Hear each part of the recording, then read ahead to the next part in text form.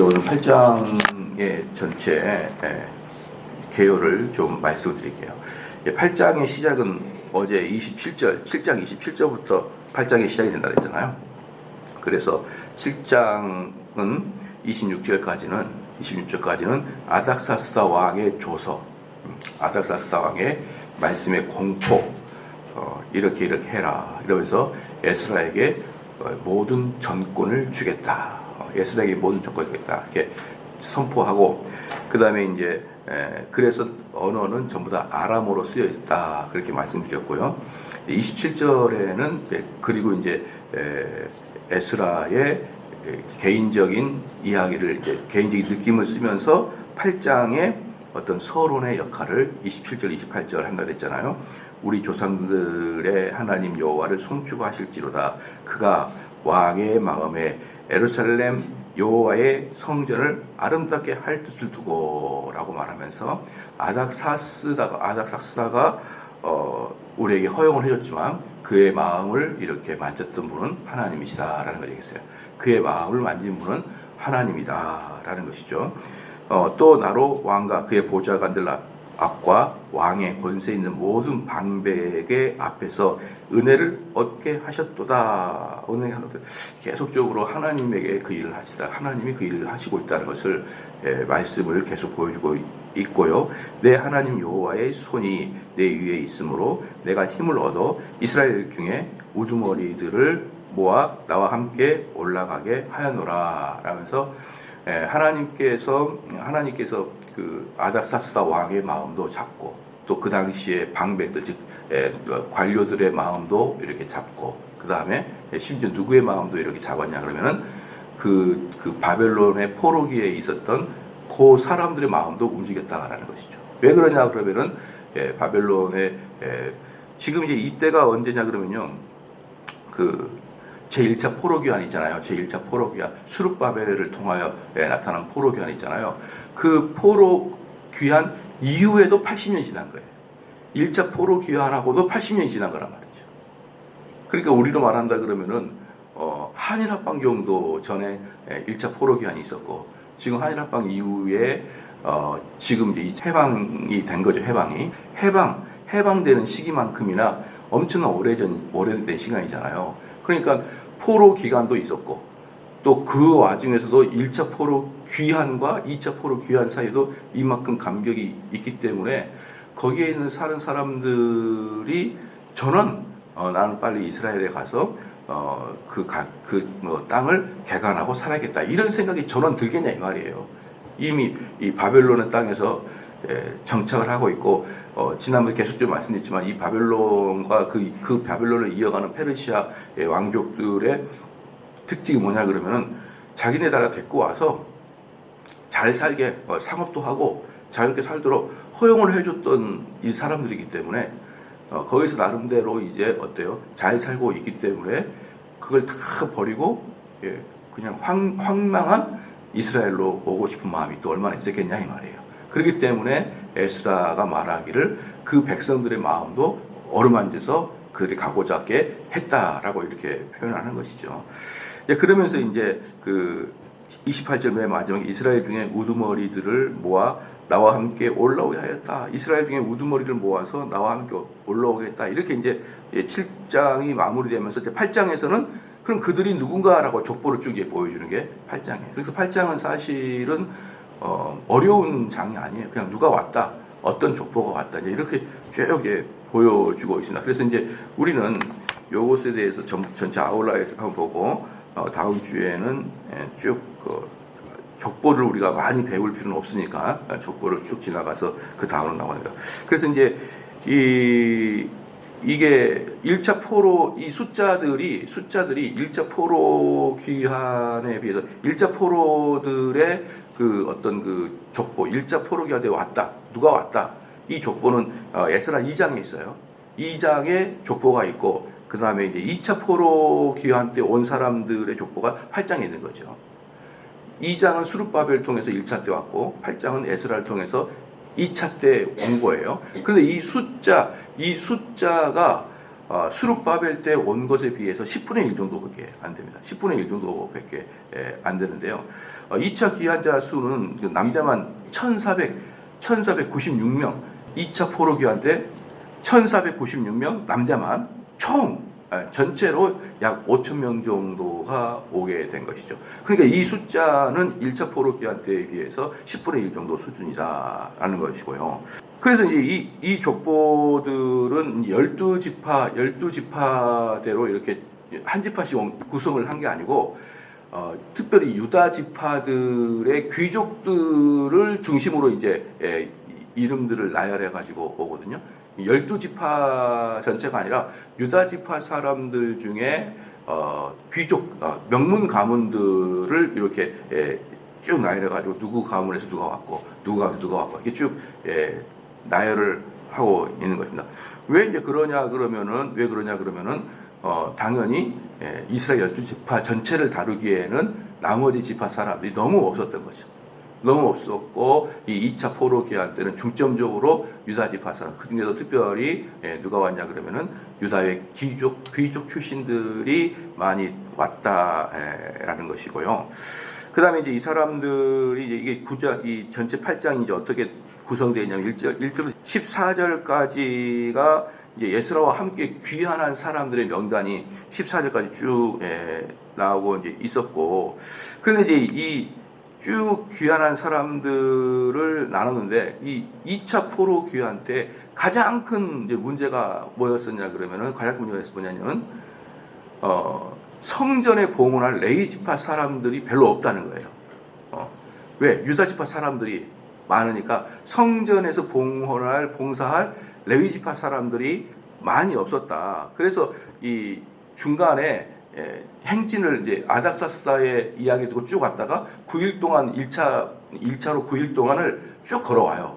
그러니까 9일이 지난 다음에 어느 지역에서 오랫동안 좀 머물거든요. 머무는데 이제 그게 이제 오랫동안이라 해서 막 몇 달 막 그런 게 아니고 사흘 정도를 머물러요. 근데 바삐 와야 되는데 사흘 정도 중간에 머뭅니다. 중간에 머무는데 왜 그때 중간에서 머무르냐 그러면은 레위 지파 사람들을 다시 찾고 재정립하는 과정을 한 사흘 정도 지난 다음에 그 일을 합니다. 그러니까 일단 2차 포로 교환 때 아닥사스다 왕이 나가라 이렇게 얘기하니까 이제 에스라가 6월절에 맞춰서 쭉 일단 나오거든요. 일단 나와놓고 한 9일 동안 지난 다음에 토탈 며칠 걸린다 그랬어요. 토탈 4달 정도 걸려요. 4달 정도 걸리는데 9일 동안 나왔다가 어떤 지역에서 강가인데 그 지역에서 다시 재정립을 하면서 그때 재정립할 때 주로 했던 게 뭐냐면 레위 지파가 어디 있느냐, 이 성전을 이렇게 이제 앞으로 관리할 사람인데 레위 지파가 어디 있느냐라고 이제 하는 거예요. 우리 성도들은 이런 얘기 들어보셨을 거예요. 지금 목회자들이 구약의 제사장과 같은 그런 존재가 아니다. 그런 이야기 많이 들어봤을 거예요. 그런데 제사장은 아니죠. 제사장은 왜냐하면 중보적인 역할을 하니까, 중보적 사역, 하나님과 우리 백성들 사이에 중보적인 사역을 제사장이 하기 때문에 우리 목회자는 중보적 사역을 하는 게 아니에요. 그냥 소개만 하는 것이지. 예수님이 누구고 하나님이 누구고. 그래서 중보적 사역은 우리 예수님이 주로 하는 것이잖아요. 그렇기 때문에 그런 의미에서 목회자들과 제사장의 관계는 아니지만, 그럼에도 불구하고 성전에서 일평생을 살면서 하나님 말씀을 가르치고 그 성전에서 나온 사례로 먹고 사는 것은 똑같아요. 그것은 똑같습니다. 그리고 더 나아가서 레위 지파 사람들이야말로 목사들과 거의 비슷한 일을 하게 되는 거예요. 레위 지파 사람들. 그렇잖아요. 그러니까 레위 지파 사람들이 교회 관리하죠. 또 그 다음에 관리하죠. 제사장과 더불어서 레위 지파 사람들이 성경을 가리키죠. 또 그들의 삶에 성경을 적용해서 그들의 삶에 하나님 말씀을 지키도록 강제하죠. 이런 것들이 주로 레위 지파 사람들이 했거든요. 성전을 관리하고, 그 다음에 하나님 말씀을 가리키고, 또 그들이 말씀에 적용하고 있는지를 살피고, 이러면서 또 교회에서 일평생을 먹고 살게 하는 이런 것이 레위 지파하고 목사는 거의 비슷합니다. 거의 비슷해요. 그래서 레위 지파를 보면은 그 목회자가 어떻게 살아야 되는지를 쭉 알 수가 있어요. 그 중에 이제 하나가 뭡니까? 레위 지파는 자기 지분이 없잖아요. 그죠? 자기 지분이 없는 게 현대로 넘어오면은 자기가 목회자가 이중직을 하지 않는다라는 것이죠. 그래서 이제 우리 보면은 우리 여러분도 잘 아다시피 교계에서는 목사의 이중직에 대해서 뜨거운 감자거든요. 목사의 이중직이 뜨거운 감자인데 왜 그게 뜨거운 감자냐 그러면요. 장로교 헌법에는 목사의 이중직을 금지하고 있어요. 목사는 이중직을 금지하고 있고 그런데 현실적으로는 목회자들이 특별히 개척교회 목사들이 생계 자체가 거의 절벽 끝에 매달려 있기 때문에 목회자가 투잡을 뛰지 않으면 생존할 수 없는 현실적인 문제가 이렇게 있는 것이죠. 이제 그러니까 이제 개척교회 하거나 교회를 10년, 20년 해도 10여 명, 20여 명 이렇게 모여가지고 교회가 계속 운영되는 교회가 비율적으로 보면 되게 많거든요. 그래서 미자립교회라고 할 수 있는 교회가요. 거의 우리나라 전체 교회 중에 한 60에서 70%가 미자립교회예요. 60% 정도에서 많게 보면 70%까지가 미자립교회이기 때문에 이건 현실을 이제 감당하기가 어려운 거죠. 그래서 이제 요 논쟁이 부딪힌 거예요. 장로교 헌법에는 목사의 이중직을 금지하고 있는데 실제로 현장에서 봤을 때는 목회자가 이중직을 하지 않으면은 생존할 수 없는 상태에 있는 이 두 개가 이론과 현실이 딱 부딪혀 있는 상태가 지금 한국 교계인데 그래서 이제 이왕 이렇게 되는 거 그 미자립 교회에게 이중직을 하라 그러면 그렇게 헌법에서 말 안 해도 하니까 그렇게 허용해 주자 이런 이론이 있고 또 한쪽 이론은 원리는 레위 지파 사람들이 목회자의 사명이잖아요. 그러니까 레위 지파 사람들에게 지분을 주지 않았듯이 지금도 여전히 목사들에게는 다른 세속적인 일을 하지 않고 오직 교회에서만을 일할 수 있도록 하는 원리는 우리는 손대면 안 된다. 손대면 안 되지만 어쨌든 그 사람이 개척을 해가지고 어쨌든 자립을 할 때까지는 임시 방편적으로 그냥 눈 감아주는 걸로 그러려니 하는 걸로 있어야 된다. 이제 이렇게 하는 두 개의 논리가 평평. 첫 번째는 이왕 다 이렇게 하니까 거의 60, 70%가 미자립인데 이거 생계 때문에 자녀들 돌봐야 되는데 허용해 주자 이거하고 허용을 해 주는 것이 아니라 원칙적으로는 안 되지만 현실적으로는 그렇다고 하고요. 눈 감아 주자. 요 A와 B가 있는 거예요. 여러분들은 어느 쪽에 더 가깝다고 생각합니까? 어느 게 좀 더 바르다고 생각하죠? 요 논리가 이제 한국 교회가 아주 뜨거운 감자거든요. 그래서 각 교단마다 이 이중직의 문제를 어떻게 그 교단마다 거의 교단과 비슷할 거예요. 이중직을 금지하고 있을 거예요. 다른 감리교나 침례교는 잘 모르겠어요. 제가 안 봤어요. 근데 장로교는 다 똑같아요. 장로교는 헌법이 다 똑같아요. 교단이 다 달라도 똑같은 헌법 가지고 자기 교단 이름만 바꿔버리니까 거의 이제 비슷합니다. 다른 게 있다 그러면은 회의법에서 예를 들어서 장로는 몇 세 이상 돼야 되고 권사는 몇 세 이상의 권사가 돼야 되고 이런 나이 정도 이렇게 좀 다르지 나머지는 다 대동소이한데요. 근데 저는 이중직을 금지하기를 원해요. 이중직 금지하기를 원하고 있고요. 만약에 여러분들이 회사를 운영하고 있는 사람이라고 생각을 해봐요. 여러분들이 회사를 운영하고 있는 사람이라고 생각을 해봐요. 그런데 여러분들이 이제 사람들에게 월급을 한 달에 300만 원씩 줘요. 회사를 운영하는데 3만 원씩 주는데 이 회사를 운영하는 이 사람이 월 300 받고는 좀 부족하다는 느낌을 드는 거예요. 근데 이 사람이 낮에는 회사에서 이렇게 일하다가 저녁에 또 투잡을 떼요. 근데 여러분은 사장님이에요. 그러면 여러분은 그 사람을 데리고 일할 마음이 없을걸요? 안 그래요? 지금 이 사람은 투잡을 뛰려 그러면 벌써 퇴근 전 4시 반부터 마음이 쫄리는 거죠. 또 이 두 번째 직업을 가야 되니까. 그리고 이 사람은 밤에까지 일을 해야 되니까 그 다음날 아침에 좋은 컨디션으로 일하기 어렵겠죠. 그렇잖아요. 우리 교회도 예를 들어서 본다 그러면은 여러분의 입장에서 만약에 목회자가 이중직을 한다 그러면은 아무래도 말씀의 깊이가 얕아지겠죠. 그렇기 때문에 제가 지금까지 쭉 교계에서 논쟁되는 이중직에 대해서 논쟁되는 99.999%는 목사의 관점에서 이중직을 하느냐 안 하느냐예요. 목사의 관점에서 그럼 생계가 지척에 달렸는데 그러면은 월급만 받고 할 수 없는 상황에서 어떻게 목사가 이중직을 하지 않느냐. 다 보세요. 목사 위주잖아요. 근데 한 번만 딱 거꾸로 바라봐요. 성도 입장을 보라요. 성도 입장을. 성도 입장을 본다 그러면은 목사의 이중직은 성도에게는요. 고용주가 고용인이 투잡 뛰는 것처럼 자기 일에 올인할 수 없다는 것을 본능적으로 여러분이 알걸요. 그래서 이제 정대성 장로님이 지금 신학하시거든요. 지금 신학교에 들어가서 신학을 하시는데 제가 그 신학을 하면서 좀 사역 좀 해봐라. 이렇게 어차피 신학대학원 들어가면 사역을 하니까 딱 한마디 하더라고요. 우리 교수들에게는 이중직이 금지되어 있습니다. 학교에서는 절대로 교수들 이중직 못하게. 왜? 연구하라고. 그래서 월급 줄 테니까 다른 거. 여러분 교수들도 이중직 못하게 해요. 연구직들은요. 다른 것을 하는 순간 연구직에서 힘이 빠지거든요. 그래서 자기가 사역을 하더라도 교수 은퇴한 이후에 사역을 하지 교수를 할 때는 사역을 못합니다. 그렇게 이야기해요. 그게 왜 그런 교수들 사이에서 왜 이중직을 금지하고 있느냐.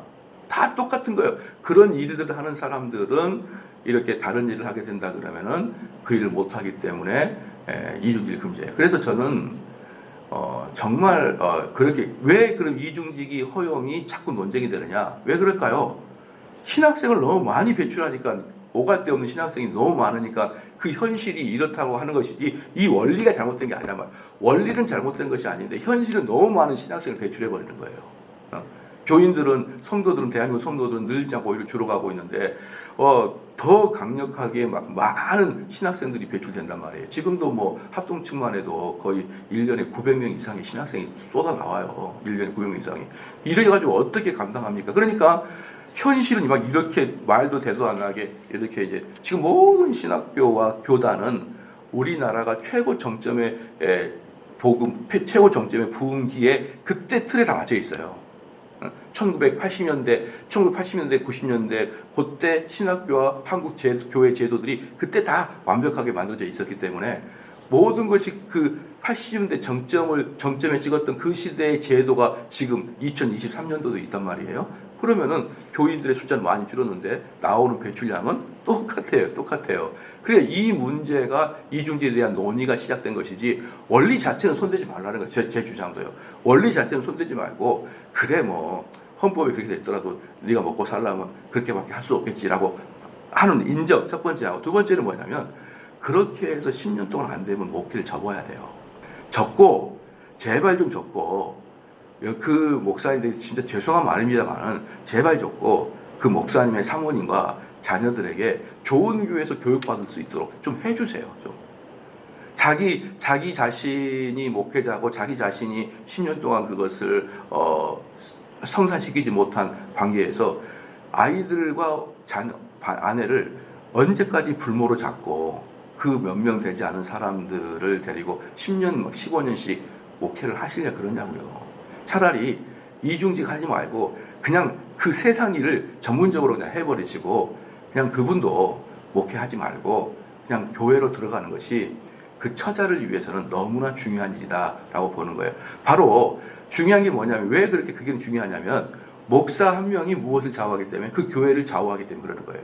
목사 한 명이 그 교회를 좌우하기 때문에 그 목사의 이중직은 금지하고 좋은 목사를 교회가 세우려고 하는 욕심은 너무나 중요한 거란 말이에요.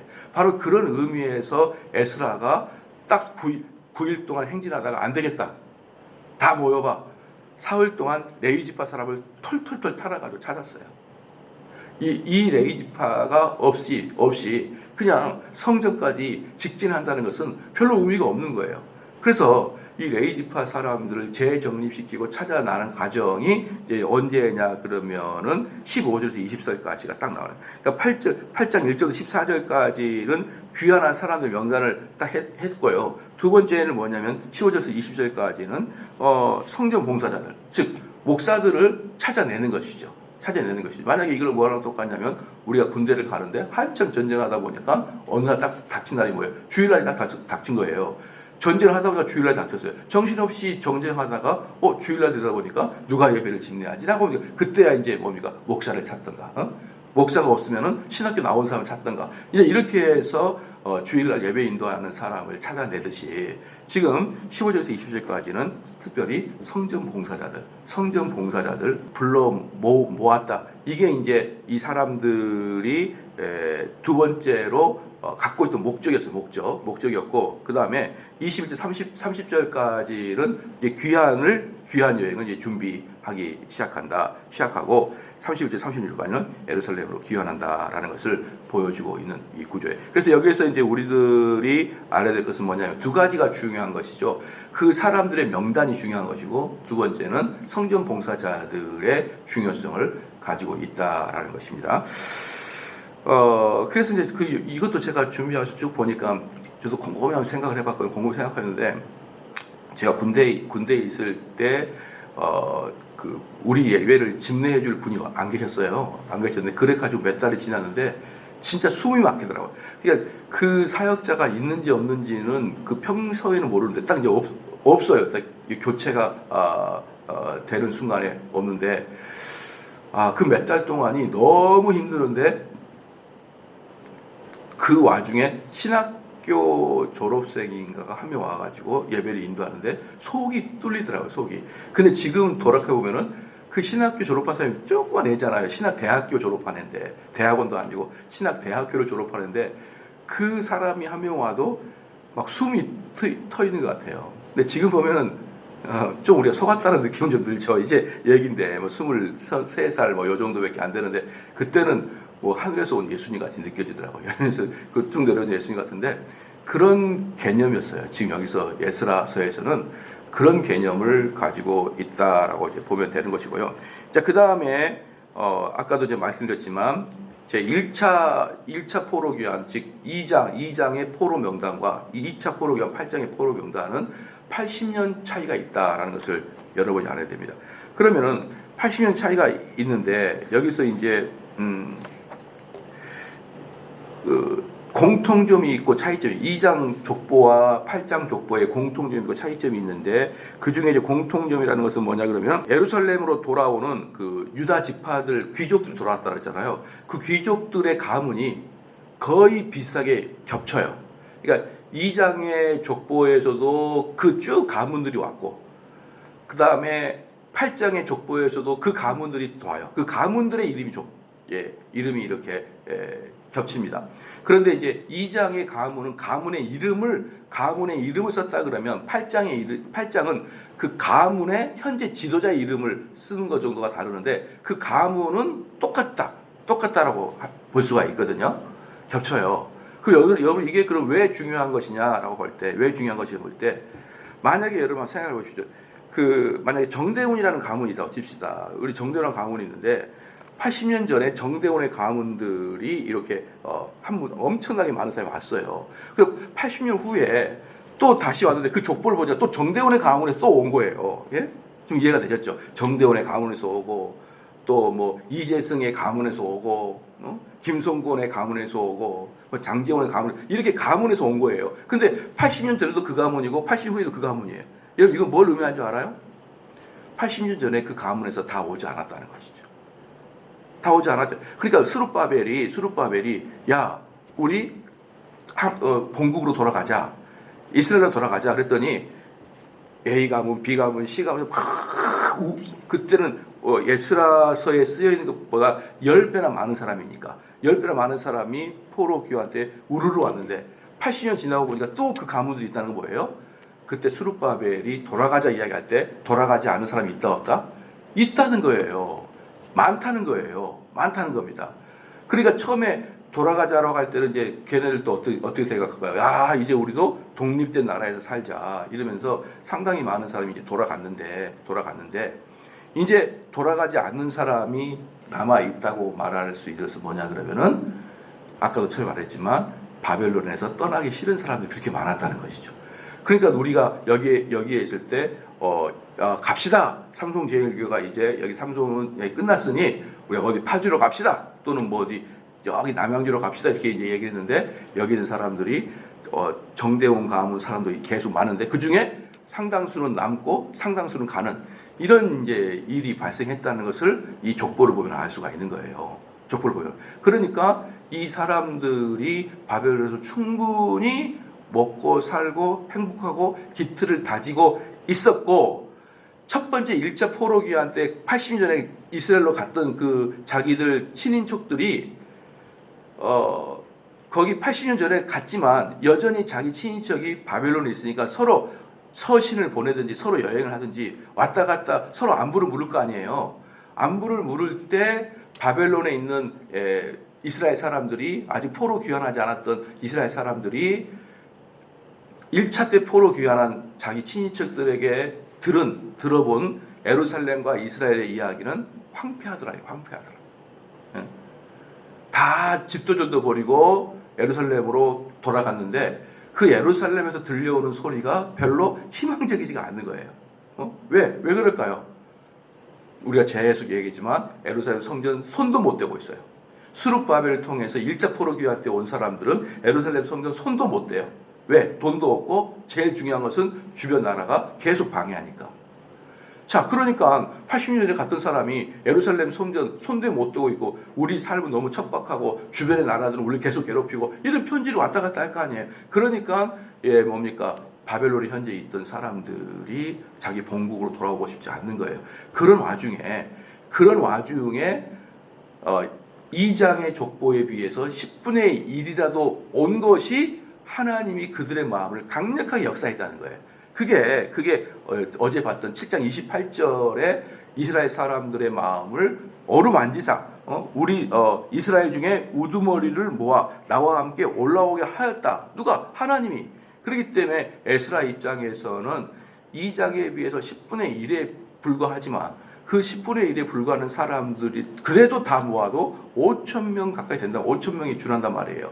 그런 사람을 2차 포로 귀환 때 탈탈 털어서 다시 예루살렘으로 올라올 수 있게 하는 것은 하나님의 전적인 은혜였다라고 말할 수가 있는 것이죠. 그래서 이제 우리가 이제 이런 족보만 본다 그래도 그때 당시의 상황을 엿볼 수가 있고, 왜 에스라가 그 2차 포로 귀환 때 돌아온 것 자체를 하나님께서 그들의 마음을 만졌다라고 표현하는지를 이 족보를 통해서 우리는 얼마든지 알 수가 있는 거예요. 그 다음에 이제 여기서 좀 본다 그러면 또 이제 차이점이 이제 뭐냐? 차이점이 뭐냐 그러면 2장과 이 8장의 차이점이 뭐냐면요. 2장은 남녀가 이렇게 포함되어 있는데 이 8장은 남성만 써 있어요. 남성만 써 있는 것이죠. 그러니까 이제 여기서 보면은 2차 때는 수룹바벨에 의해서 기록된 족보인데, 에스라는 여기서 자기가 뭘 의미하냐 그러면 나는 수룹바벨이 써놓은 것을 참조하지 않았다라는 걸 증명하는 거예요. 나는 수룹바벨에 의해서 써진 것을 참조하지 않고 수룹바벨과 전혀 다른 관점에 에스라의 관점으로 나는 에스라를 쓰고 있다라고 있는 것이거든요. 왜 에스라의 관점이냐 그러면요, 에스라의 직업이 뭡니까? 학사죠. 제사장이잖아요. 학사고 제사장이잖아요. 그럼 제사장들은 전부 다 누구예요? 남자잖아요. 남자. 그렇잖아요. 제사장은 남자고, 그 다음에 1차 포로기가 수룹바벨의 포로의 타겟은 뭐냐 그러면은 민족의 대이동이라고 본다 그러면 2차 포로 귀환의 타겟은 뭐냐 그러면 제사를 드릴 사람들의 포로 귀환이라고 보면 되는 거예요. 그러니까 그 사이에 여성이 끼어 있지 않다가 아니에요. 남성만 썼다일 뿐이지 그 자녀들도 딸이 있을 것이고 배우자도 있을 것이고, 그러니까 남녀가 섞여 있죠. 근데 남자만 이름을 딱 쓴 게 뭐냐면 2차 포로 귀환의 목표는 뭐다? 제사다, 제사. 예루살렘 성에 들어가 가지고 제사를 드리. 그 1차 포로 귀환의 목표는 뭘까요? 민족의 대이동이고 2차 포로 귀환의 목표는 예루살렘에서 제사를 드리는 목표를 가지고 있다라는 것이고요. 그 다음에 이제 또 하나의 차이점이 뭐냐 그러면은 아까도 제가 말씀드렸지만 1차 포로 귀환 때는 그 가문을 써요. 무슨 가문이 있는데 2차 포로 귀환 때는 그 가문의 이름보다 중요한 것은 뭐냐면 그 가문의 현재 대표자의 이름을 쓰는 거예요. 대표자의 이름을 씁니다. 자, 이것은 또 무엇을 말하냐 그러면요, 1차 포로 귀환 때는 방금 말씀드렸지 전체 민족의 대이동이 왔다. 민족의 대이동. 그래서 누구 가면 이렇게 통으로 이야기해요. 누구 가면. 그런데 이 가문 안에서도 또 대표자들이 또 여러 가문, 그러니까 예를 들어서 우리로 만다 그러면 할아버지가 있고 할아버지 중에 아들이 이렇게 있을 게 아니에요. 아들이. 그냥 할아버지가 원래 가문의 원래 수장인데 원래 시작인데 할아버지 이름이 안 쓰고 그 아들들의 이름을 쓴다는 것은 뭐냐면 그 아들들 가문 중에 오는 가문도 있고 안 오는 가문도 있다 이 말이에요. 할아버지가 그 가문의 원래 창시자인데 그 할아버지 가문에서 아들들이 있는데 그 아들들 중에 둘은 오고 둘은 안 와요. 그 가문이. 그래서 현재 대표자의 이름을 쓴 거다. 그럼 여기서도 보면 또 뭘 할 수 있을까요? 또 그 가문들이 다 오지 않았다라는 것이죠. 그러니까 하나님께서 가자, 스룹바벨이 가자 그랬고 에스라가 가자 그랬을 때 그 가문이 통째로 온 것이 아니라 그 가문 중에서도 아버지 가열에 따라서 오고 안 오고 되고.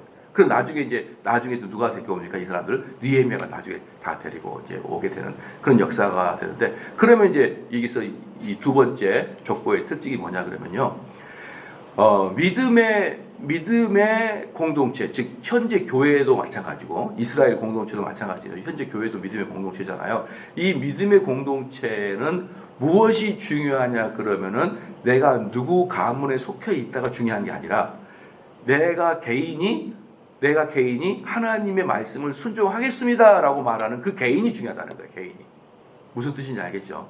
그 개인이 그 하나님 말씀에 예루살렘으로 돌아가자라고 이야기할 때 그 개인이 저는 그것을 동의합니다 또는 저는 동의하지 않습니다라고 개인에 의해서 나눠진다는 거예요. 나눠진다. 그래서 이제 왜냐 그러면은 2장은 민족의 대이동, 8장은 제사, 믿음의 대이동이기 때문에 여기서 중요한 것은 퉁으로 쳐가지고 그 가문이 아니라 개인의 믿음의 신앙이 중요하다고 말하는 게 지금 8장이 족보에서 우리에게 말해주고 그 이야기를 쭉 펴는 게 8장의 내용이에요.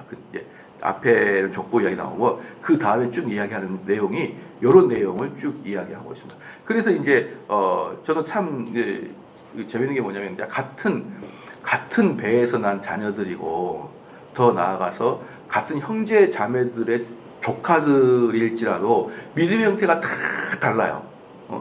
다 다른데 그 믿음의 형태가 사실은 다르지만 다르다는 건 뭐가 있냐면은 다 옳은데 형태가 다르다라고 표현할 수 있잖아요. 그러면 그건 너무 착하게 기술하는 거예요. 어떠냐면은 여러 형제들이 있는데 믿음이 좋은 사람이 있고 믿음이 나쁜 사람이 있고 믿음이 없는 사람이 있어요. 그건 다른 게 아니에요. 그걸 다르다고 표현해버리면 옳고 그름을 찾을 수가 없어요. 여러분 이렇게 하면 절대 안 됩니다. 교회는요 믿음이 있는 자와 믿음이 없는 자가 딱 있어요. 근데 그게 내 자녀들이나 내 가족들 사이도 그렇게 있단 말이에요. 그러면 어떻게 됩니까? 당신의 신앙도 내가 일정 인정합니다가 아니라 어때요? 바른 것을 계속 가르쳐야 돼요. 바른 걸 가르쳐야 됩니다. 그래야만 교회돼. 그래서 제가 언젠가도 말씀드렸어요. 세상에는 공동체가 두 개의 공동체가 있는데 하나의 공동체는 강제적 공동체가 있고 하나는 자율적 공동체가 있다고요. 강제적 공동체는 절대로 내가 빠져나올 수 없는 공동체가 강제적 공동체예요. 예를 들어서 가족. 내가 원해서 들어간 거 아니잖아요. 그냥 있잖아요. 내가 고향, 내 국가, 이것은 내가 선택해서 들어가는 게 아니에요. 이런 것을 강제적 공동체라 그러는 거예요. 그 강제적 공동체의 가장 중요한 게 뭐냐면 내가 원하지 않아도 들어갔으니까, 내가 원해서 들어가지 않았으니까 중요한 게 뭐예요? 자유가 중요해요. 오히려 강제적 공동체는 뭐가 중요하다? 자유가 중요하다. 자발적 공동체, 어디 테니스 동아리, 어디 배드민턴 동아리, 또 교회, 이건 자발적이에요. 자기가 원하면 가고 자기가 원하지 않으면 안 가는 거예요. 이럴 때 뭐가 중요한 거예요? 규칙과 규율이 중요한 거예요. 자율적 공동체에서는 규칙과 규율이 중요하고 강제적 공동체에는 자유가 중요해요. 그런데 교회에 오는 사람들이 신앙의 자유를 자기 자녀한테 선포해버려요. 안 된다고요, 그게. 이 공동체의 성격에 따라서 이걸 자율성을 줄 것인가, 규칙과 규율을 강조할 것인가는 공동체에 따라 달라지는데, 특별히 교회와 그 다음에 우리가 자발적으로 들어가는 어떤 동아리 같은 경우는 어때요? 그 동아리의 방침, 그 동아리의 기준, 이걸 따라야만 되는 거예요. 그래야 그 동아리가 굴러가게 돼 있는 거예요. 여러분 좀 아시겠죠? 강제성, 우리 가족 같은 경우는 자율성을 줘야 돼, 자녀들한테. 그런데 가족에서는 아주 몇 시까지 들어와라, 뭐 해라, 우리 가문이 가풍 뭐다 라고 이야기하고, 교회에서는 신앙은 너의 자유다. 이렇게 이야기하니까 오히려 뒤죽박죽 되는 그런 순간이 됩니다. 말씀의 결론을 맺을게요. 지금 여기에서 지금 말하고 있는 것은 뭐냐 그러면 이 교회라는 곳은 하나님 말씀이 딱 선포됐을 때 그 선포됐을 때 어떤 사람은 동의가 되고 어떤 동의가 안 되는 거예요. 그렇잖아요. 어떤 사람 동의가 되고 어떤 사람 동의가 안 되는데 그래서 동의가 된 사람은 예스라를 따라서 나오는 거고 동의가 안 된 사람은 예스라가 그렇게 말해도 그냥 앉아 있는 거예요. 이것은 서로 다름이 아닌 거예요. 뭡니까? 하나는 예스라를 믿지 못하고 하나는 예스라를 믿고 따라가는 거예요. 그렇게 해가지고 1차 포로 기한 이후에 80년이 지난고도 에스라의 말씀을 듣고 약 5천여 명의 2차 포로 교환자들이 나타났다는 것은 어때요? 엄청난 은혜였다. 엄청 은혜였고 이들이 사실은 더 알짜배기였다. 왜 더 알짜배기였을까요? 1차 포로 교환자들은 우르르 몰려갔거든. 우르르 야 우리 해방이다. 민족 대이동 우르르. 2차 포로 교환은 믿음의 포로 교환이었어. 믿음의 포로 교환. 자 기도하시겠습니다.